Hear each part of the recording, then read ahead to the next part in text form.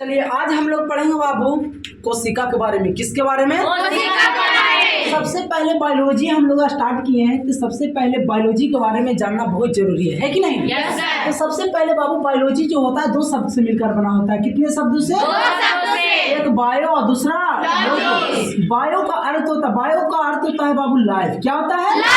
और लोगोस का अर्थ होता है स्टडी। कुछ होता है और लाइफ माने होता है जीवन। लाइफ माने जीवन और स्टडी माने अध्ययन। तब बोलेंगे कि जीवन के बारे में, जीवन के बारे में अध्ययन करना, जीवन के बारे में अध्ययन करना क्या कहलाएगा? बायोलॉजी। यानी कि बाबू ऐसे ऐसे आएंगे, ऐसे आएंगे और ऐसे जाएंगे। तब बोलेंगे the study of life, the study of life और the study of life, that is called biology, that is called biology. याद रहेगा? यानी बाबू, यानी हम लोग लाइफ के बारे में अध्ययन करना, जीवन के बारे में अध्ययन करना कहलाता है बायोलॉजी। कुछ कहलाता है?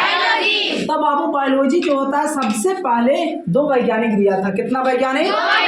एक था लैमार्क साहब। कौन? ट्रेविरेनस। 1800 कितना ईस्वी में? 1800 कितना में? उसके बाद याद रखिएगा बायोलॉजी शब्द का पिता कौन? बायोलॉजी शब्द का पिता याद हो जाएगा। जिस समय बाबू जीवन की उत्पत्ति हुई थी, पूछेगा उस समय क्या नहीं था, तो बोलेगा ऑक्सीजन। क्या नहीं था? ऑक्सीजन। उसके बाद बाबू याद रखिएगा वायुमंडल में। कहाँ? वायुमंडल में सबसे अधिक कौन सा गैस होता है, तो बोला है नाइट्रोजन। कुछ बोलिएगा कितना परसेंट? बोलो 78%। कितना परसेंट? पूछेगा ऑक्सीजन की मात्रा कितना परसेंट? बोलो कार्बन डाइऑक्साइड की मात्रा और आर्गन की मात्रा दोनों VVI क्वेश्चन पूछ चुका है, याद रहेगा। उसके बाद आइए आज चैप्टर हम लोग पहला पढ़ते हैं कोशिका। कहाँ पढ़ेंगे? तो सबसे पहले बाबू कोशिका कहेंगे किसको, है कि नहीं? तो बोलेंगे शरीर के। क्या बोलेंगे? शरीर के सबसे संरचनात्मक एवं क्रियात्मक इकाई को कुछ बोलेंगे क्या बोलिएगा? कोशिका का अध्ययन करवाता है बाबू कोशिका कहलाता है। बोल सकते हैं कोशिका को इंग्लिश में सेल। क्या बोलिएगा? और सी से सेल, सी से तो बोल सकते हैं सी से सेल, सी से और सेल का अध्ययन सी से साइटोलॉजी, सी से साइटोलॉजी। याद हो जाएगा।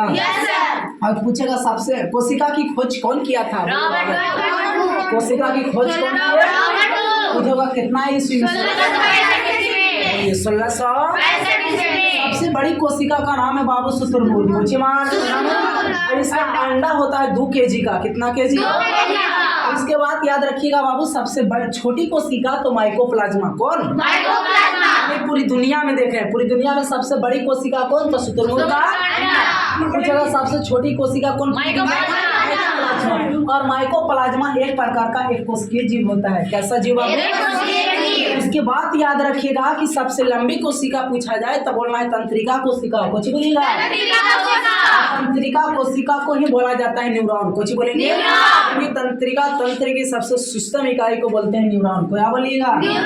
न्यूरॉन के बारे में अध्ययन करना कहलाता है न्यूरोलॉजी। कुछ कहलाता है। उसके बाद कह देगा बताइए मानव में। किसमें? मनुष्य में, यानी मानव में सबसे बड़ी कोशिका कौन है, तो बोलेंगे अंडाणु। क्या बोलिएगा? क्या बोलेंगे? इसी को ओवम कहा जाता है। क्या बोलेंगे?